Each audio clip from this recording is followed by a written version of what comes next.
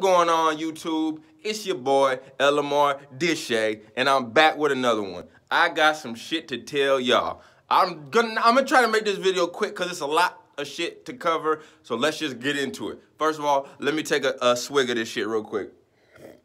That shit good as fuck. It's a smoothie. I do these every morning. Anyways, when I moved in, there was a couple that lived next door, right? They seemed cool, whatever. That's their business. Like I say, I keep to myself and I don't fuck with nobody. I'll speak to them when I see them. They got 2 kids. Kids seem like they was nice kids, but the parents, they look like they was wilding, little baby, run around no pamper, be pissing on the goddamn patio. And then these motherfuckers throw the dirty Pampers over the fucking railing. So I'm just like, you know what? I'm gonna mind my business because y'all seem like you don't give a fuck. Anyways, the dude goes to work every morning, right? I don't know. I made small talk with him. He's like some sort of fucking construction something. I don't know, right? The lady, stay-at-home mom. She be here. She was there all day, every day, right? So there was when I first moved in, right? Let me start over, right? I'm on the 3rd floor. There's 4 units up here. There's my unit. There's one across from me. Then there's 2 to the right, right? 2 to the right. Remember I said that. They stay in, not the one directly next to me, but the one diagonal to the right of me. And then, like I said, there's one across. So after a first couple weeks of being here, I noticed that both of these doors are open, but don't nobody live there, right? Like I said, I mind my fucking business. I don't know what the fuck is going on. I don't give a fuck. So there was a couple times that I walked up the stairs and I seen like the girl in the unit across from me, but I was like, I don't understand. You live in this one. How are you in this one? Like I said, I mind my fucking business. So about 2 weeks ago, I get a fucking knock on my door and it's her. It's late as hell, y'all. And I ain't gonna lie, I was in here getting high as fuck.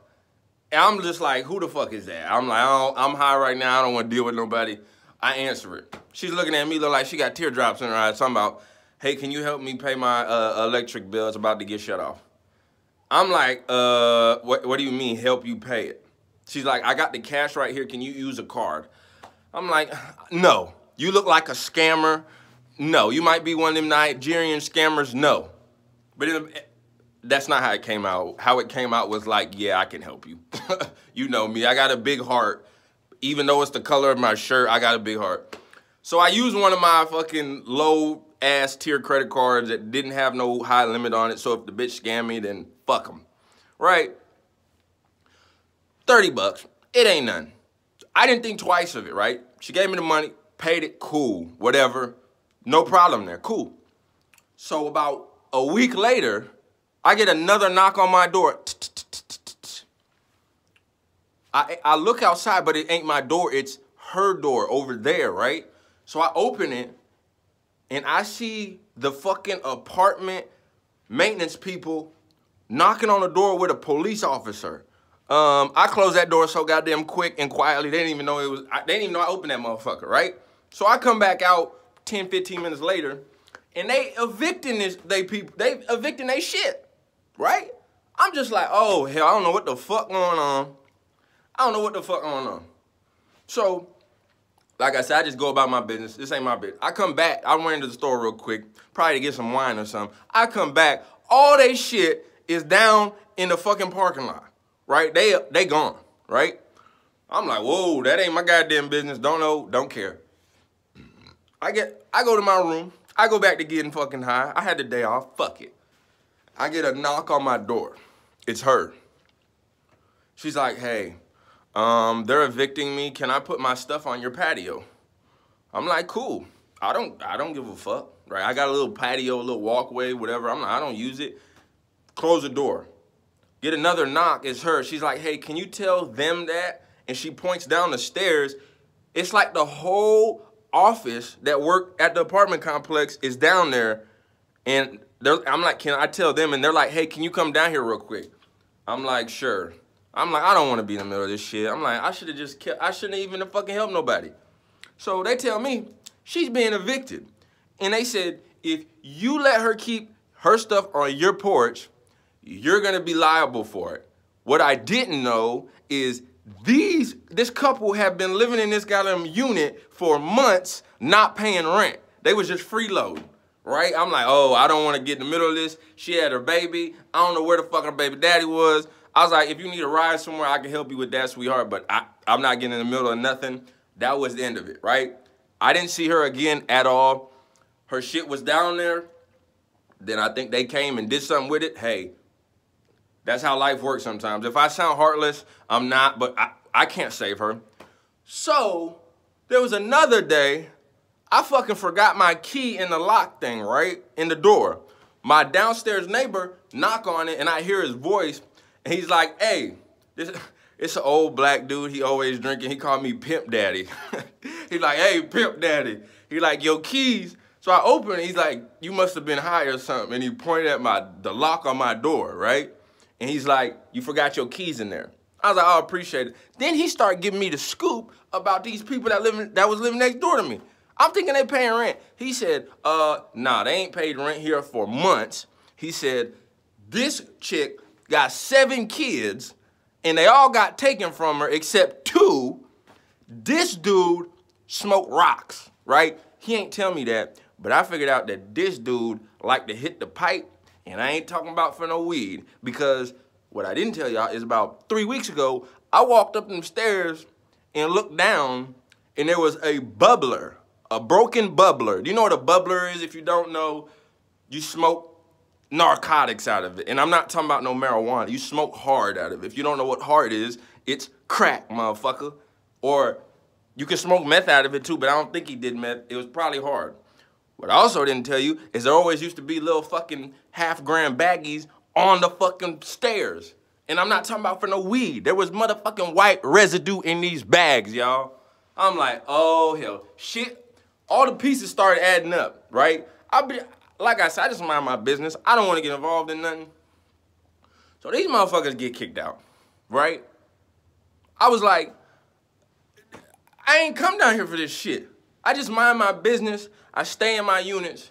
And then OG gonna ask me, he's like, you must not have known none of this was going on. I said, hell no. I said, I keep to my business, right? Then, I'm cool with the maintenance dude down here. He funny as hell. So I talked to him.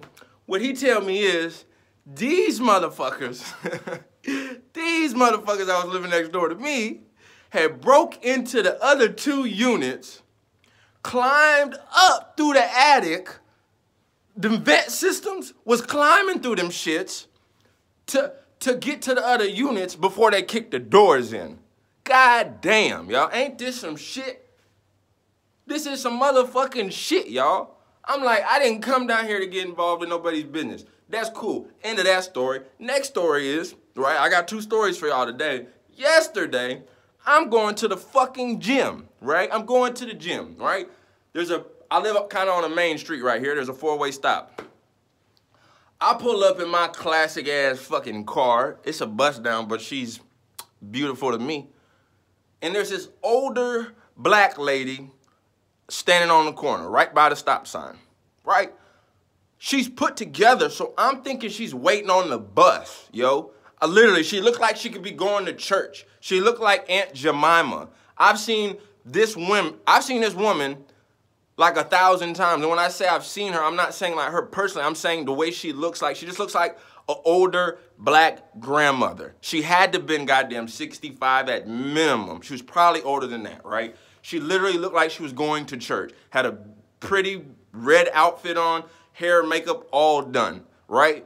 So I pull up, and I see her, and she's looking at me, and I'm thinking she's trying to cross where my car is, right? So I'm bumping some music. I turn that shit down trying to be respectful.